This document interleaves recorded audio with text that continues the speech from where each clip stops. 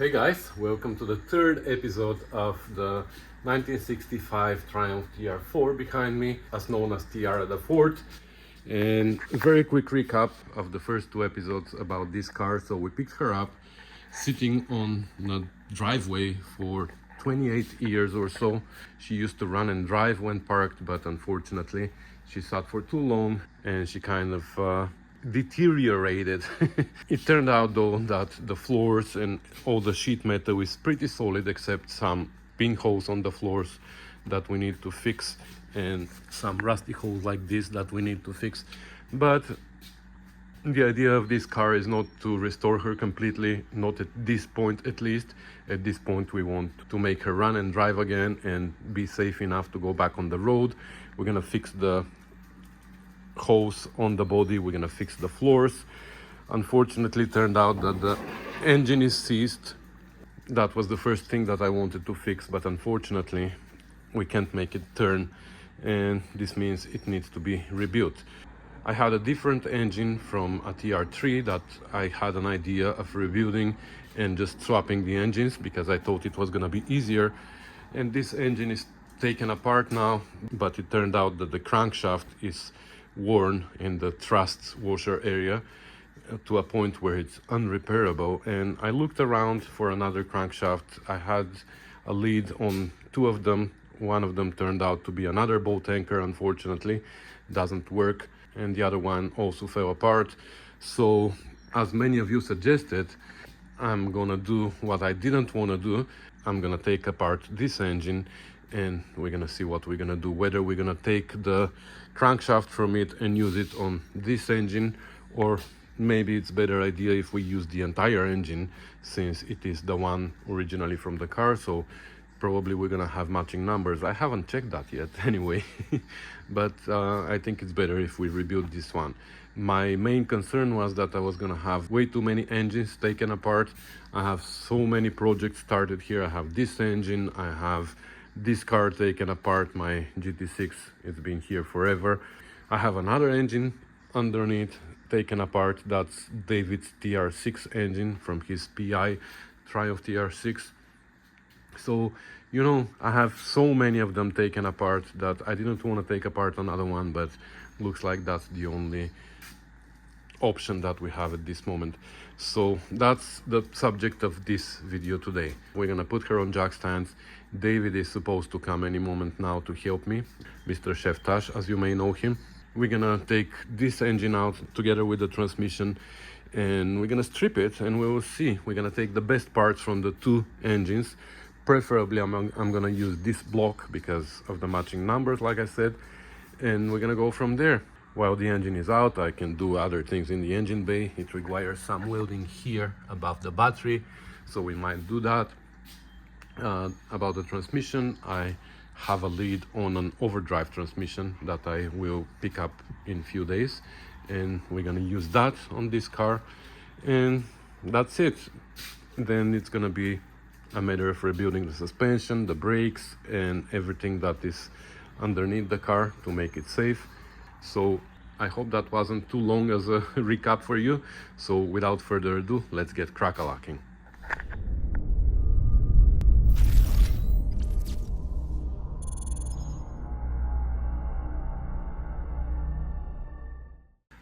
Okay, so she's on jack stands and I used I used this jack for the first time.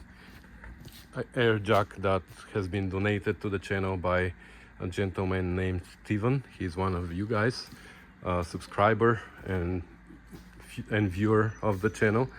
So thank you, Steven. It works great. It saves me a lot of pumping. Now I have the lift here, but I didn't want to use it for this particular project because it's easier to take the engine out with the engine hoist when the car is down on the ground. We're gonna lower the front end later. We're gonna take the bonnet off and we're gonna pull out the engine. So I'm gonna start by stripping all this around the engine in the engine bay, and whenever Chef Tash shows up we can continue with pulling it out. Okay. The king of triumphs is here. Oh, the king of engine pulling. What's with the crown? I always wear a crown when I'm pulling engines. Oh, I never noticed that. I'm focused on work. I'm sorry, Your Highness, that I didn't notice your crown before. Let me go get changed. Go. Okay, so we took the bonnet off and we're making our way down to bare engine so we can pull it. How long is this stud? So this is a weird stud that's like 6 meters long. Yeah. That one snapped, but it snapped. Still a little piece on it. Yeah, we can heat it up and take it off. I just went underneath. Oh, actually, that's a problem that I've never had before. The distributor can't come out. I loosened the bracket. It's not holding it anymore, but the distributor is just seized there. I can't even turn it. So we soaked it with penetrating fluid and we're waiting for it for a little while. And then we're gonna try again. Meanwhile, I decided to go underneath and drain the oil, but I wanted to show you. I just cracked it open and I wanted to show you what's coming out. I guess you see it already. It's green. So unfortunately, wow, that's pure coolant. Pure coolant. Holy crap! Oh my god. So, glad it didn't turn over, Yeah. because we checked the oil, but we checked the top of the oil, and at the bottom it was coolant. So somehow, Oil look like oil. yeah, we're gonna have to see if the head is cracked. Maybe it's a head gasket. Hopefully it's a head gasket, but it might be a possibility that Blocks cracked. the block is cracked, head is cracked, or something like that. Anyway, we will figure it out. We have another block to work with. We just want the crank to be good. Yeah, we need the crank from here basically, but I prefer to use this block because it's the one that belongs to this car anyway. But we will see. Okay, now oil is coming. Okay, making progress. So the distributor is out. Came together with the gear, but not with the shaft. Somehow the shaft came out of the gear and the gear stayed on the distributor. That's interesting. We were able to pull out the front pulley together with that extension. That's going to give us more room here to wiggle when we come out, because that's always our issue when we do TR4s. The pulley is catching on the steering shaft, then it's catching here. Exhaust. The exhaust, yeah, we just got the exhaust out. We had to cut it, actually. I'm gonna keep only the downpipe. For the rear exhaust, we're gonna do something else. It wasn't a TR4 exhaust anyways. And what else? The generator obviously is out. The fuel pump and stuff. And I was, yeah, the cross tube.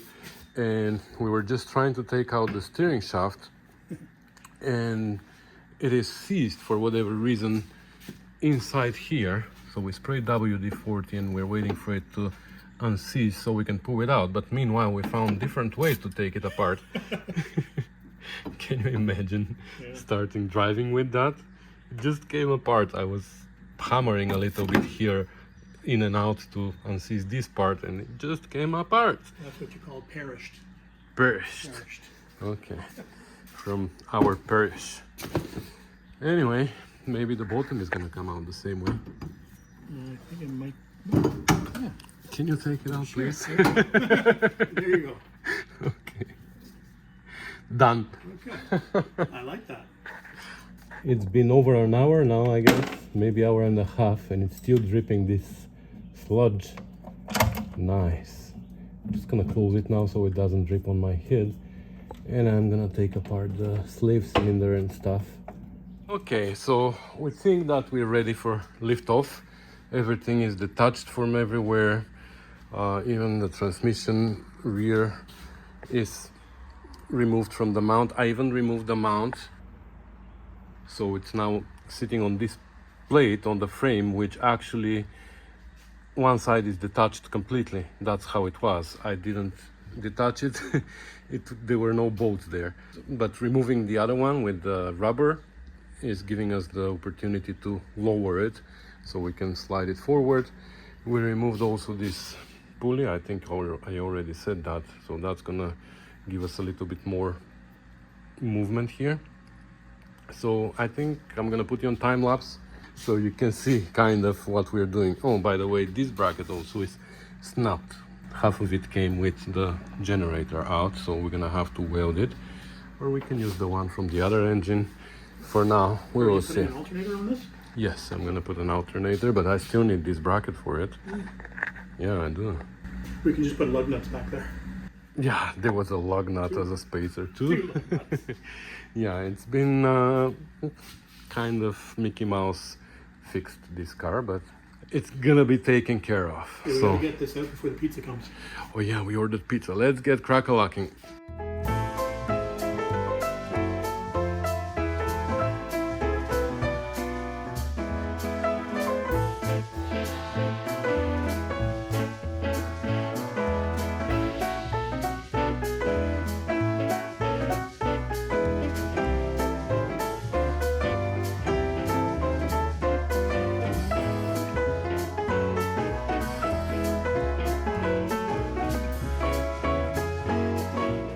Well, that took like, what, 7 minutes? Yeah, we're getting good at it now. We have lots of practice. I have a lot of experience now with TR4s.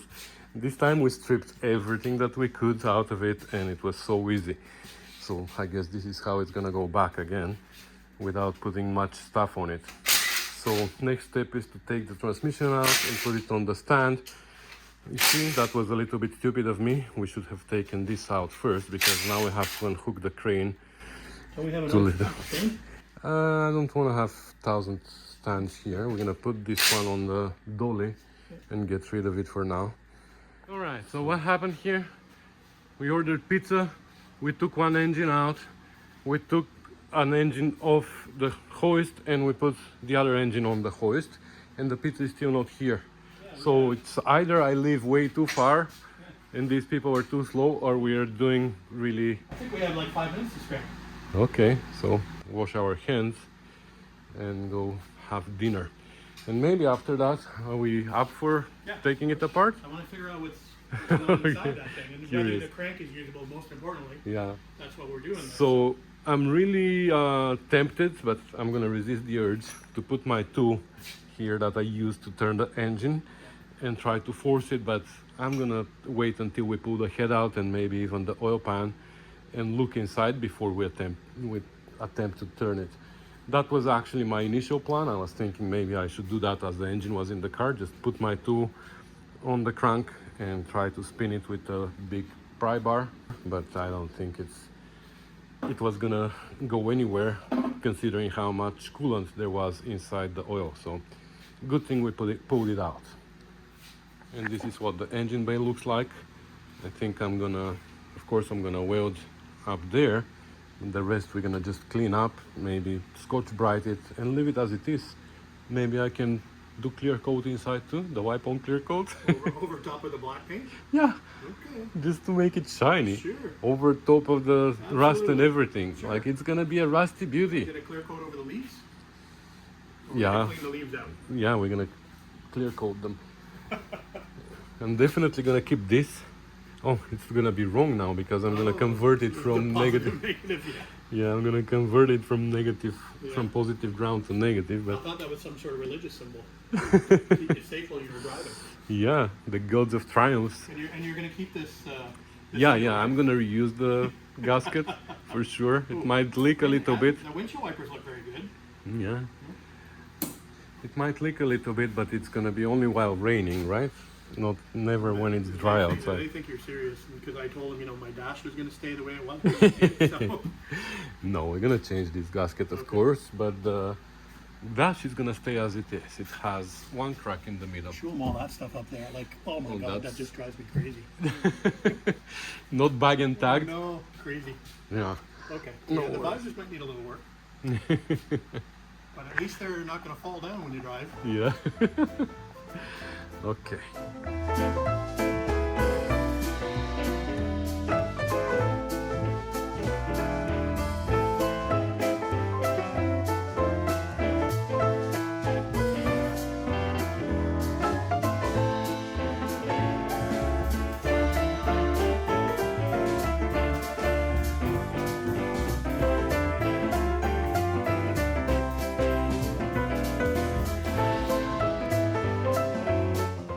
Okay, we had dinner, got a little bit more energy, and now we started stripping it already.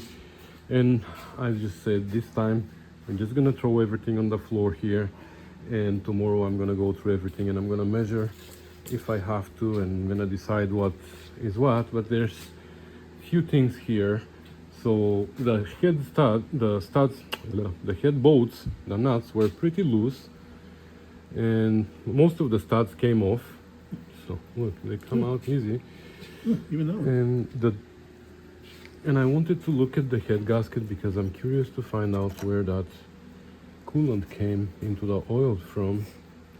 Doesn't look So like. that's our ATF Yeah, acetone mixture, if anybody's wondering what that is. yeah, and look, the cylinders don't look too bad inside. That's interesting. The first cylinder, yeah, the first cylinder was the one that looks like it was seized because the valve was also seized there, and there was a lot of rust here. But I don't see any evidence of. I don't see any white, is that valve stuck? Or Yeah, that valve is stuck. Just like on the other head. I Yeah. think on the other head was 8, Yeah. here it's 1. But look at this cylinder. There's lots of rust on it. Rust, or I don't know if that's carbon. yeah, it looks, yeah, definitely a little something there, eh? Yeah. So it wasn't sitting down. I don't know. Let's see here. Nothing, Front, right? nothing suspicious on the head gasket here. Let's see at the bottom of the gasket.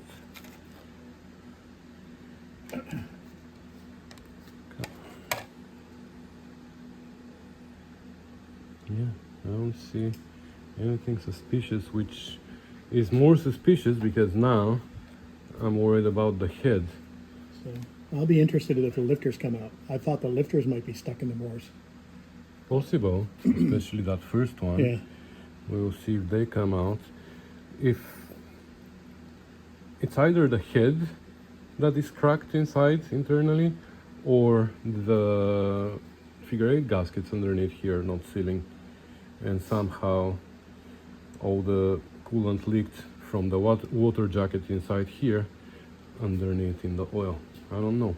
Or like David said, maybe somebody who didn't know what was happening just pour coolant inside the. So the gentleman died, Yeah. and his widow was looking after the car.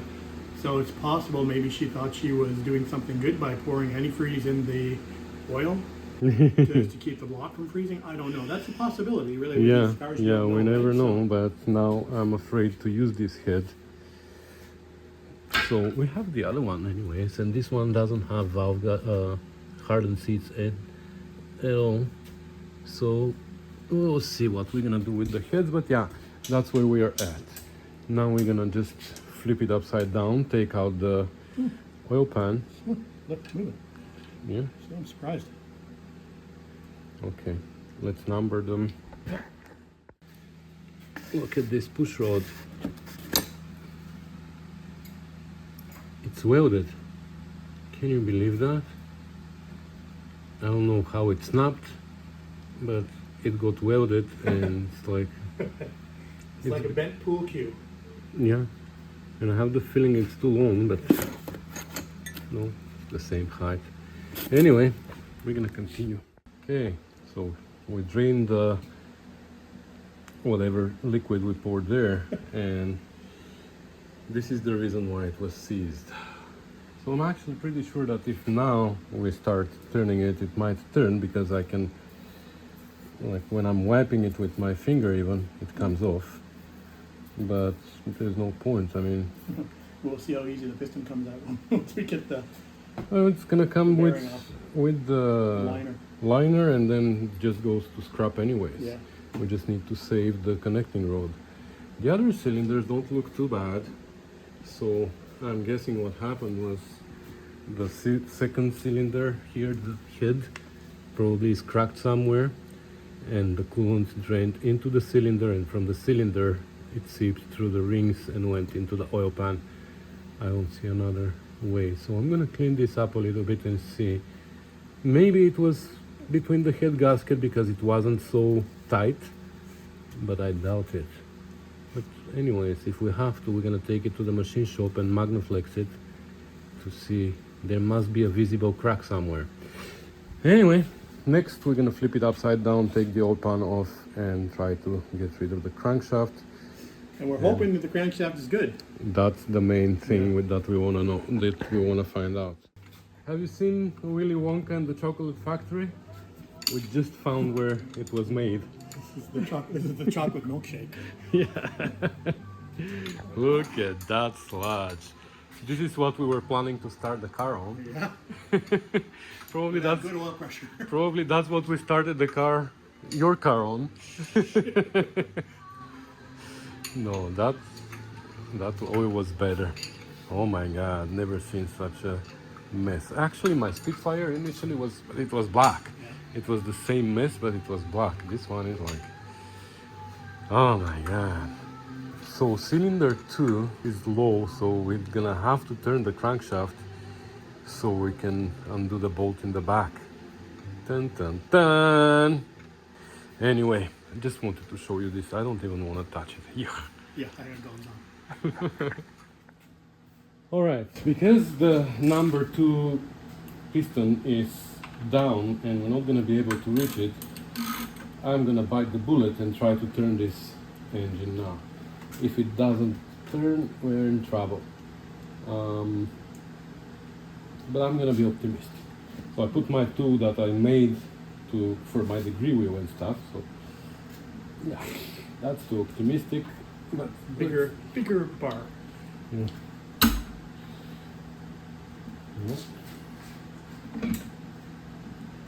No, there's no point. I don't want to snap the bolts there.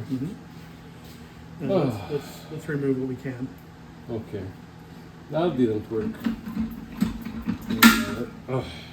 Such a mess everywhere. I was just telling David, tomorrow is going to be one of these days where I'm not going to want to come to the garage because everything is such a mess and I'm going to have to clean it up.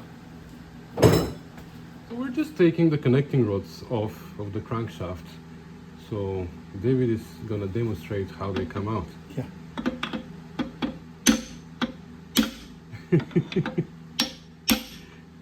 Yeah. Believe me, that's not hitting anything in the back. At least the bearing should come off the connecting rod. There you go.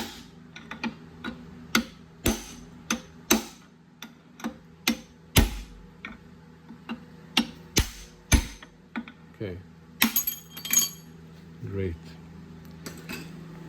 Let's see that bearing. Just to know what's the next size.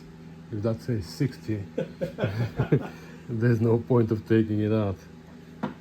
30. Oh wow. Really? Yeah. Sheesh. So these are some pretty. Yeah. These are some pretty worn shaft already. Mm-hmm. Oh my God. I don't have a good feeling about it. Okay, 2 of the pistons are out.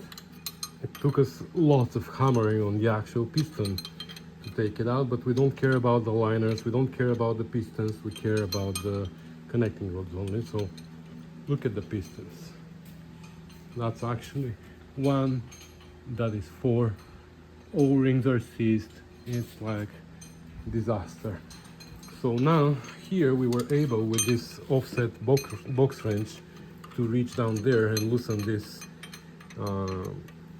lower bolt on the connecting rod cap, and now David is going 1/12 at a time. One flat at a time. It's not even 1 flat, it's half a flat. It's 1/12. Okay, you might be able to twist that now. Yeah. We'll try. And then we have 1 more there to go. We tried 1 more time to turn the crank. No. So 50% better chance, right? yeah, no, still not.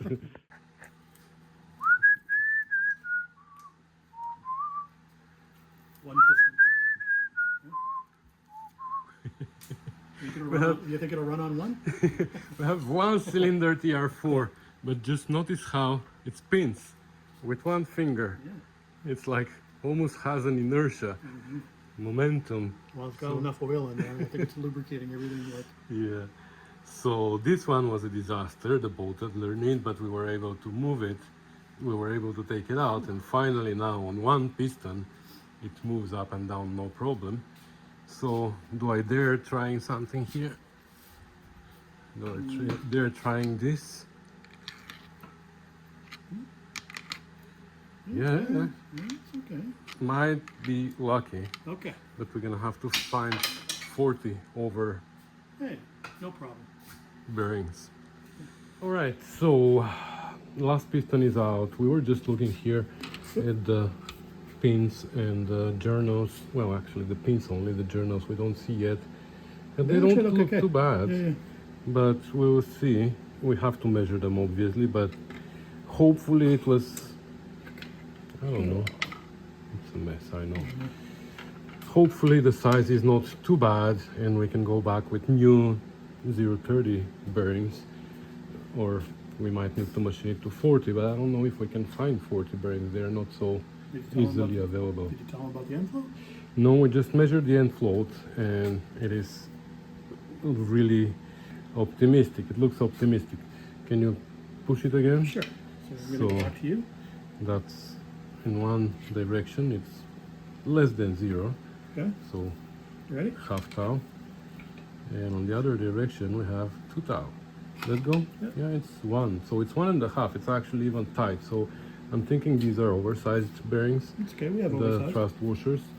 So I might need to use one standard and one oversized because 1.5 is too little. What is it? 4 to 6 on the I TR4? I think keep forgetting. 3 to 8 or something. I don't know. I think it's 4 to 6. Yeah, one is 4 to 6, the other one is 6 to 8. more. The other one was 6 to 8. above 10. Anyway, it is a crankshaft that we can work with. So I think now we have, out of all these parts and the ones behind David, we have at least one usable engine. I still need to assemble the second one though. I don't want to leave everything in the air. But I think that's where we're gonna leave it for tonight. Tomorrow I'm gonna come and I'll take out the crankshaft completely, and then I'm gonna just wash everything and clean, because oh my god, like It's a disaster. it's everything is everywhere. Okay. So that's it for tonight. All right, it's the next day and I, believe it or not, just spent 2 hours cleaning around. It was so messy. There was tools and parts and everywhere, and still it's not it doesn't look great, but it is at least a little bit more organized. There's no oil puddles and antifreeze puddles on the floor, and I can continue now. So we have one engine and we have another engine here. I still have to take the crankshaft out of here, but last night I was tired, and as soon as we figured that the end play is within the limits, I told David, okay, let's stop for now, because I can't keep going anymore. And it wasn't because I was super tired, it was because it was so messy around, I just couldn't continue. Now back to work, and I don't remember if I showed you the tappets and the camshaft. So all the tappets are bad. They all have some kind of injury, which kind of means that the camshaft is not great as well. But when I look at the camshaft, no lobes have signs of damage. There's only one, maybe it might be just my eyes, but I have the feeling that this second one is a little bit lower than the other ones. I didn't measure it while it was in the car, and somebody asked me actually in the previous video, why don't I just use a micrometer and measure it as it's out of the car? And it's a good question. It is possible. The thing is, with a cam, it's not very easy to find out where the peak of the lobe is, but for kind of rough measurement, we can use a micrometer, or even we can use a caliper for that. We don't need to go to 10 thousandths of an inch. We are good with half a tau, and my calipers, the digital ones, actually measure up to there to half a tau precision. So we're gonna measure that, but first of all, I'm gonna take out the crankshaft here as well, and I want to finish cleaning up everything. I want to get rid of this mayonnaise or whatever you want to call it, and be able to touch parts, because I hate when it is so messy. I just started cleaning the gaskets from the oil pan and the front, and immediately figured some other problems here that I wanted to show you. So you see how much coolant there was in the oil. Even these screws are rusted. Never seen those rusted before. But what's more important here is a common mistake that people don't realize that they make. Look how far out this block is. This is like 1/8 of an inch, which means that this gasket here wasn't sealing properly, right? Well, they filled it up with silicone, but that's many times a problem that causes leaks from the front engine plate, and it's hard to determine whether it's from the oil pan or from the front engine plate, or even from the timing cover, you know. But many times this is what leads to that leak. I don't know about the threads inside here. I'm just gonna buy a new block. I don't wanna deal with that. Plus we have the other one, but we still need 2 blocks, right? We still need 2 engines complete. So anyway, just wanted to show you this. Okay, the crank is out, and to be honest, the main bearings don't look bad at all. They are 010 US. Can't tell what the brand is, but 010 is pretty encouraging, you know. These halves are also perfectly good. The thrust washers are standard size apparently. There you go, STD, and a little bit worn.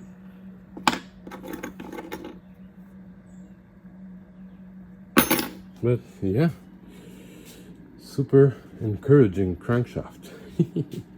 Look at these journals. They look like fantastic. This, you can see where the bearing was riding, but that's it. There's absolutely no nail catchers. The problem is with the pins, and look at this one. This is some deposits from, I don't know, look, it's coming off with my finger, with my fingernail. So I'm gonna use some chemical on that and try to remove it, because other than that I don't see any damage anywhere. The thrust surfaces are good, so I don't know. Is it possible that, no, I'm not gonna say it. I'm not gonna say it because I'm gonna jinx it. Let's clean it up and try to take some measurements.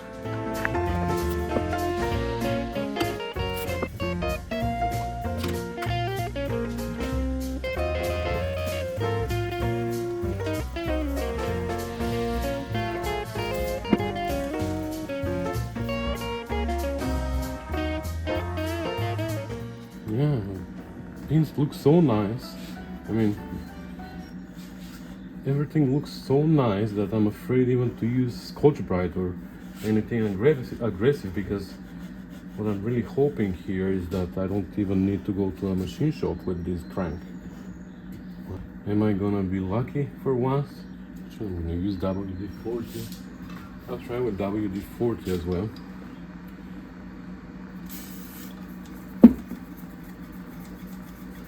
You can always use 1000 grit sandpaper and polish it a little bit with the shoelace, you know, that trick. Probably that's what we're gonna do, but after we measure it, maybe, because it might not be worth doing all that. Okay, that's actually beautiful. A little bit more here. No. Okay, I'm gonna clean the rest and then I'm gonna measure everything. So cleaned up nicely, and I measured everything, and these are the results. So I don't know what the spec is yet. I'm gonna go pull out the manual now, but it looks pretty consistent.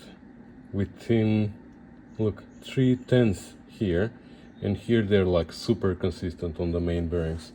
Well, that's pretty good news, I should say, but let's see how close that is to the spec or to the any undersized standards. Well, finally some good news, guys. I'm super excited. So this is the standard for the pins, and when you subtract the standard minus the actual measurement, this is the difference, which is exactly 30 tau. Well, there's a little bit like it's 30.6, 30.7 tau, 30.9 here. So we are a little bit under, but I think we're perfectly good here to use this crank as it is. And the main's the same. This is the standard. Subtract this, we have 10, 10, and 10 tau difference from the standards. So we literally need new bearings, and that's all. I'm gonna polish this with some 1000 grit sandpaper, and it is good to go. Look at this. There's still deposits here and there from stuff. So finally good news. This now makes me think about the head. What should I do? Because this head wasn't too bad, but I was thinking, since we're gonna take the crankshaft to the machine shop, then I should take the head too and install hardened seats. But in this case, if we don't need to go to the machine shop, and it's mainly because of time, but maybe I should sacrifice some time and take this head to the machine shop and install hardened seats and new valves and stuff. This one, maybe we should clean this one and inspect it. Maybe it's in a better shape too if the crank has been machined for this engine, because the crank that we're looking at comes with this head, but this is the engine that was full of antifreeze in the oil. So is this head good? I think that's the next step. Let's clean this head and see if we can find any obvious cracks, and maybe we don't need to go to a machine shop. We know for a fact that the car has been sitting since 1996. I wasn't in Canada at that time, but I believe there was no unleaded fuel at the time, so there was no reason for them to install hardened seats. So I'm pretty sure it doesn't have any of that. But I don't know. We will see. We will see what we're gonna do. I'm just gonna spray the crankshaft with WD-40 so it doesn't rust, and we're gonna put it to the side, and after polishing it's gonna be ready to be assembled. Can you believe that? Wow. And then I'm gonna bring the head here, and I'm gonna clean that next. Okay, here's the head, and I'm looking here. Before I start cleaning it, I want to see if there's somewhere around this cylinder, because obviously this is the one that got filled with coolant and then seeped through the rings and went into the oil. So I'm looking around this cylinder to find an obvious path from one of these holes, because all these are coming from the water jacket, from the water galleries around the head. So I'm looking maybe here, I don't know if you can see, maybe here there is, but no, that's actually the stud. So it's here or here or here or here, but I don't see anything obvious. Does this look like a path where the oil, where the coolant traveled? But this is, again, this is from the head stud. I don't know. I'm gonna look at the top of the engine as well, but I couldn't see anything. So unfortunately, it might be a crack somewhere, but it must be a big crack. Anyway, I'm gonna take the valves out. Looks like it's been machined. Look at this nice and clean surface. It's never like that on the original heads. So looks like it's been machined at the same time, probably when the crank has been machined. So I don't know. Let's clean it up and see what the seats look like. But even if it is perfect, I'm still concerned about the hardened seats. I want to install hardened seats, you know. Wow, look at that. It actually has valve seals, which, I don't know. I'm not a fan of valve seals unless you have bronze valve guides, because This prevents the lubrication to the guides. If you have steel valve guides, they can get worn pretty fast if you have valve seals. So I don't know, let's see what guides we have there, but look, this valve travels pretty well. I can't tell about the play because we have a seal there, so let's take it off.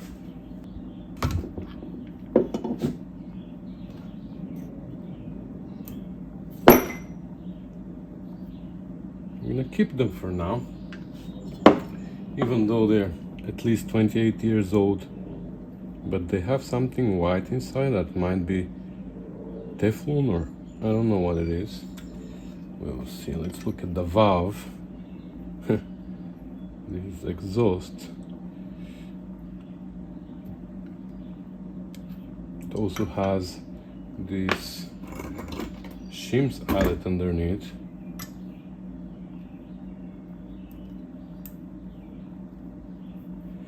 The ones that say this side up. What are they? 102. But we'll see. You know what? I'm gonna go clean this valve on the wire wheel. So this valve doesn't look great, which tells me that the valve seat is not gonna look great as well. So it looks like we're heading to the machine shop anyway. That's kind of good news, because if there was no damage to the seats, I might have just compromised with myself and not do hardened seats, you know.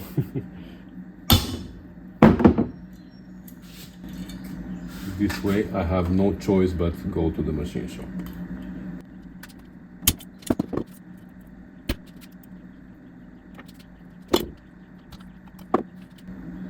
Yeah, these are definitely steel valve guides, so I don't think having a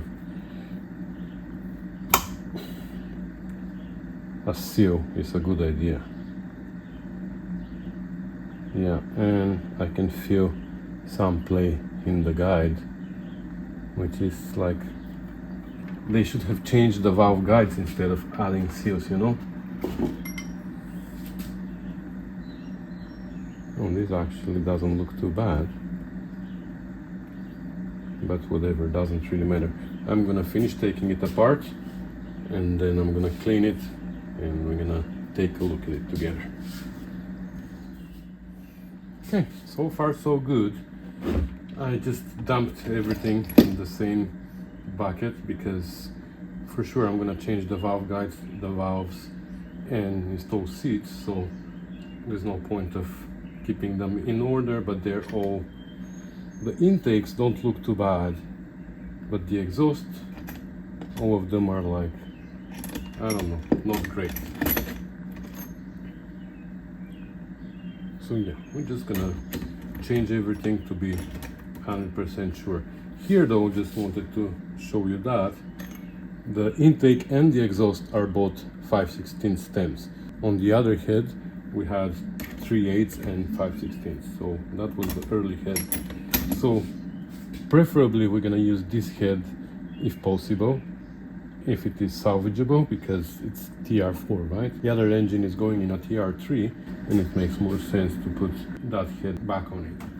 Here we have to figure out what's going on with this stud, which is huge. This is bent, this snapped, so we're gonna have to clean them up. We have to get rid of them and make sure that all the threads are good, so we don't waste our time rebuilding a head that is screwed up here. But I'm gonna clean it up first. So I'm gonna go the old method here with Scotch Brite and WD-40. At least I'm gonna see how long my patience is before I grab the brass wire wheel.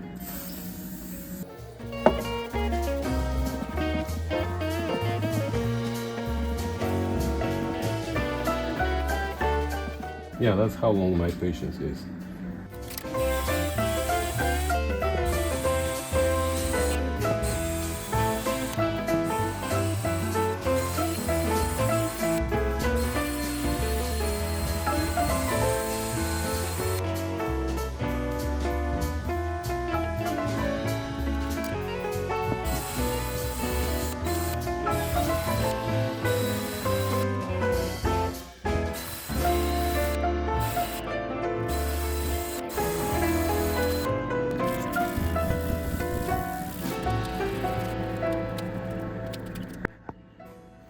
Right, I've never seen anything like that. Such a pitted combustion chamber. Look at this here. Can't tell where the valve seat starts and all that. So I don't know. Here I'm not concerned about the valve seat. This is where it's gonna be. This is where we can install a hardened valve seat. But I'm concerned about this area here. Is it possible that one of these pits is so deep that it connects with this hole here on this side? I think it's perfectly possible. So you know what, I'm not gonna take the risk with this head. I'm just gonna call it boat anchor for now, and I'm gonna put it back with this engine, and eventually when the TR3 needs an engine, I'm gonna figure out whether I'm gonna buy a new head or another head from somewhere, or I'm gonna try to salvage this. But I think at this point, having in mind we have two heads, I think we should go ahead with the other one. As for the block, I think we're gonna be using this, which is from the TR4, because it's supposedly matching numbers. Not that I have checked, but should be the original one from the car. And we know now that the problem with the coolant was in somewhere in the head, because it is above the piston, right? I don't think it was cracked liner, but maybe we should check that, because if the liner on this cylinder was cracked, maybe that's where the water was coming inside from. But it doesn't matter, because we're changing the liners as well. But there's nothing, as far as I know, there's nothing on the block that can be cracked and let the coolant go above the piston into the cylinder. Right there we only have the head on top and the liner around. So as far as I'm concerned, this block is good, and we're going to proceed with it. So we kind of have a direction here where to go. Block, head, crank. I put it over there by the wall so we don't damage it anymore. These connecting rods, but new pistons and liners and rings and stuff, new bearings. I'm probably gonna order new push rods, new tappets. I'm gonna check this camshaft, but if it's not good, we know that we have a good one there. I'm not gonna go with any upgraded ones like fast road or whatever. We're gonna go with the standard one. For sure we're gonna need another rocker shaft. They are always bad. I'm gonna inspect the rockers and see if they are good, but we know that these ones there are good, so we're gonna use one or the other. Yeah. Oh, and about the crank, remember how I snapped the bolt? Well, I didn't snap the bolt. I actually stripped the threads here at the end of the bolt, and I checked the crankshaft. Let's go actually. And I checked the crankshaft, and the threads here are perfectly good, so I have no worries about that. Good thing the bolt sacrificed itself to save the crank. So I'm not gonna hold you too long here. I'm just gonna take this head now and I'm gonna clean it, and I'm gonna show it to you cleaned, just because we want to make sure that there's no cracks or anything. I quickly checked the other day, but now I want to clean it perfectly, so we know that we have a head to work with, and we're gonna put an end to this video. Okay, this is more better. Okay, I know that's not a word. The right word is less worse. I see a difference also on the slope here. The other head is already on top of that engine, so I can't show you, but I'll show you a picture probably. So this looks like a smaller combustion chamber anyways, which is good. Higher compression, I think. I'm not gonna do anything anymore. There's few dents here and there inside the combustion chambers, which is weird. Something went inside at some point, I guess. But like we said, we're gonna take it to the machine shop for hardened valve seats, and that's when we're gonna ask them also to skim it, just for flatness and to get rid of some of the dents. And that's it. So we have a head. I'm just gonna remove these studs now to make sure that they come off, and I'm gonna clean the rest of the parts, and I'm gonna store them properly. These ones I'm gonna put away in a bin together with that engine, so in the future we can put it together. And that's gonna be it.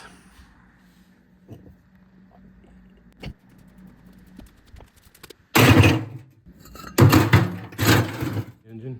Okay, so I cleaned up kind of over there. All the parts I put in a bin under the table. The rest of the parts of this engine are here, so they're gonna stay like this for a while. The parts from over there, that's the parts that we're gonna use. They are in those bins over there. It's like a mess all over the place. That was the reason why I didn't wanna take another engine apart, because parts everywhere and I have to remember what is where and all that, you know. But anyway, stripped the engine completely now. We took out the jugs and I cleaned it as much as I could with brake clean, and then I sprayed it with WD-40. There's still more sludge in some of the cavities, but tomorrow I'm gonna pull out the pressure washer and we're gonna wash it completely everywhere. And then we're gonna, again, inside I want to spray it with WD-40. Maybe tomorrow after we clean it we can just paint it straightforward, right? But inside I want to spray it with WD-40 so it doesn't start rusting. I even sprayed it now. So I don't know what to do with the color. Well, I can't believe we're talking about colors already. I kind of have my own style. I paint them black with silver timing cover and some other parts are silver. But here, I don't know. How come this one and this one were both red? I don't know. And I'm thinking, should I paint it red? I don't really like it, but maybe to commemorate the owner, the previous owner of this car, who passed away, I guess, about 20 years ago. But he wanted it red, so why don't we paint it red?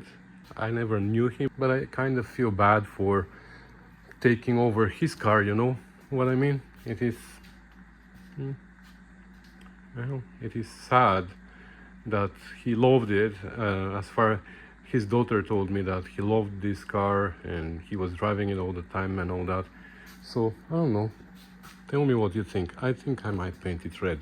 So yeah, I think this video is becoming way too long, but it is a good place now to stop because we have all the parts that we need. I mean, the base parts for the engine.